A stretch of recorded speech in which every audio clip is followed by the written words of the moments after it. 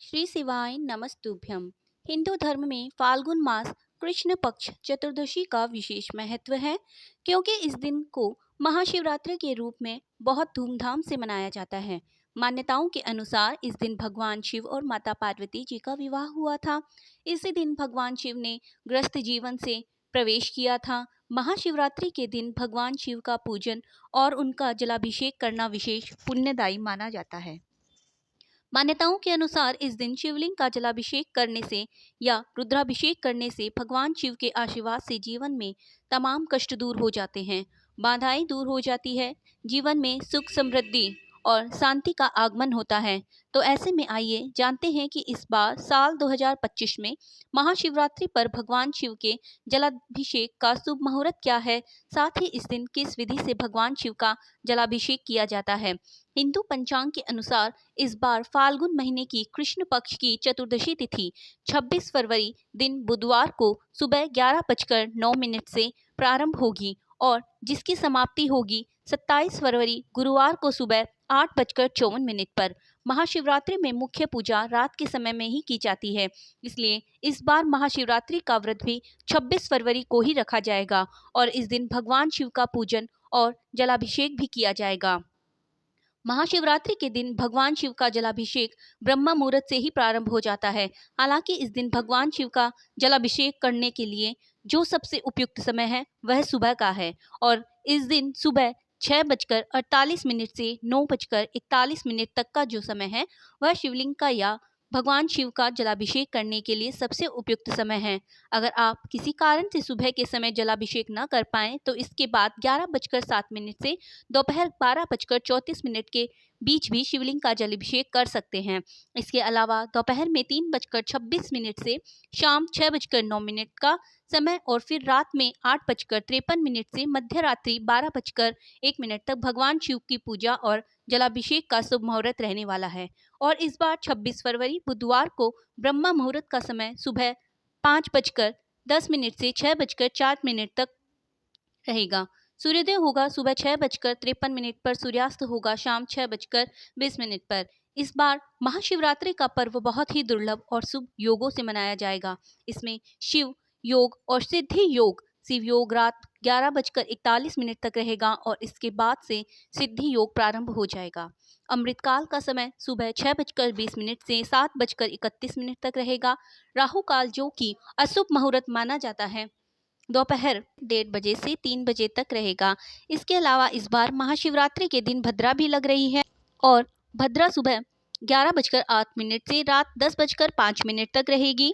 भद्रा जब तक रहती है तब तक शुभ काम करने से बचा जाता है, लेकिन हर बार भद्रा अशुभ हो यह जरूरी नहीं होता, क्योंकि भद्रा का वास निर्भर करता है कि कहाँ पर है।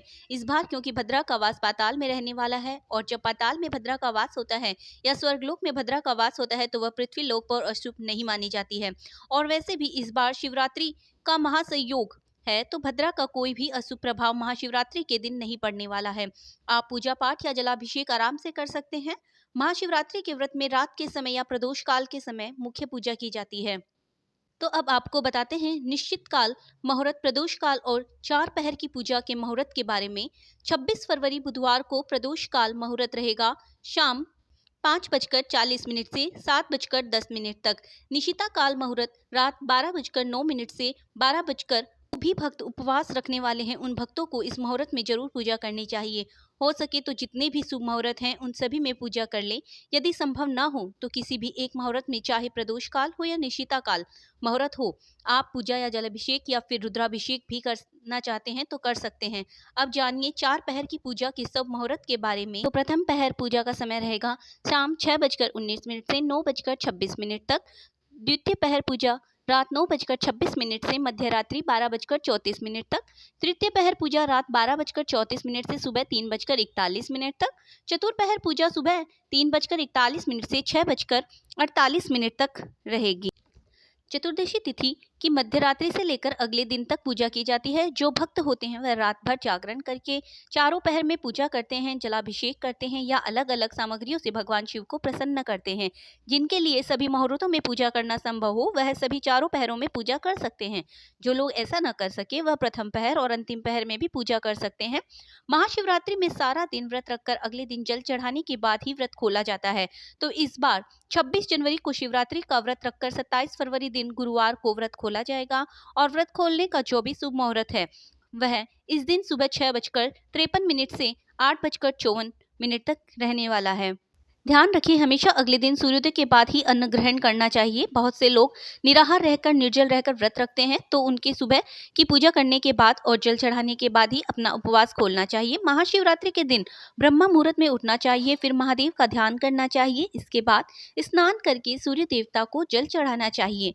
फिर आसपास शिव मंदिर में जाकर या घर पर ही दूध, दही, घी आदि शहद से गंगा जल मिलाकर शिवलिंग का अभिषेक करना चाहिए। अगर आपके पास शिवलिंग नहीं हो तो मिट्टी की मूर्ति या फिर मिट्टी के शिवलिंग बनाकर भी पूजा कर सकते हैं। इसके बाद अक्षत, मौली, चंदन, बेलपत्र, सुपारी, पान, मौसमी फल, फूल और नारियल समेत सभी विशेष सामग्रियां शिवलिंग पर अर्पित करनी चाहिए। ऐसा कहा जाता है कि नारियल के जल से शिवलिंग का अभिषेक नहीं करना चाहिए। आप साबुत पानी वाला नारियल शिवलिंग पर अर्पित कर सकते हैं।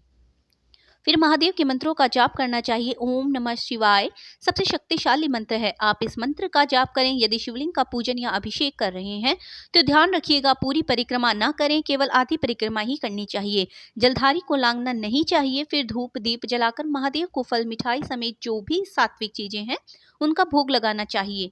कथा का श्रवण करना चाहिए। अंत में कपूर जलाकर आरती करने के बाद जो भी प्रसाद है वह भक्तों में बांटना चाहिए। व्रत रखने वाले भक्तों को व्रत रखने के दौरान शिवलिंग पर चढ़ाया हुआ प्रसाद ग्रहण नहीं करना चाहिए, लेकिन अगले दिन व्रत का पारण आप शिवलिंग पर चढ़ाए गए प्रसाद से खोल सकते हैं। व्रत का पारण आप उस सामग्री से कर सकते हैं, उस प्रसाद से कर सकते हैं। इस दिन अपने सामर्थ्य के अनुसार आप दूध, दही, घी या जो भी सामग्री का दान आप कर सकते हैं उसका दान जरूर करें। नंदी बेल की पूजा करें। नंदी बैल के समक्ष भी घी का दीप जलाएं। नंदी बेल पर एक मुट्ठी साबुत हरी मूंग अर्पित करने से जिसकी जैसी कामना हो वह पूर्ण हो जाती है। आपकी जैसी कामना हो या आपके जीवन में जो भी समस्या, जो भी बाधा आ रही है उसे दूर करने के लिए सच्चे मन से महादेव से प्रार्थना करें और शिवलिंग के समक्ष बैठकर ओम नमः शिवाय मंत्र का यथासंभव जाप करें। शिव चालीसा का पाठ करें। रोगों से मुक्ति पाने के लिए महामृत्युंजय मंत्र का जाप करें और भगवान शिव सहित माता पार्वती जी का भी पूजन करें। यदि कुंवारे लोग इस दिन विवाह की इच्छा से व्रत रखते हैं, पूजन करते हैं तो उनके विवाह में आ रही बाधाएं दूर होती है। और यदि दाम्पत्य जीवन में मधुरता लाने के लिए पूजा करते हैं तो आप इन दिन कोई भी मीठी चीज शिवलिंग पर जरूर अर्पित करें, जैसे गुड़ या घी आप जल में डालकर शिवलिंग पर अर्पित कर सकते हैं।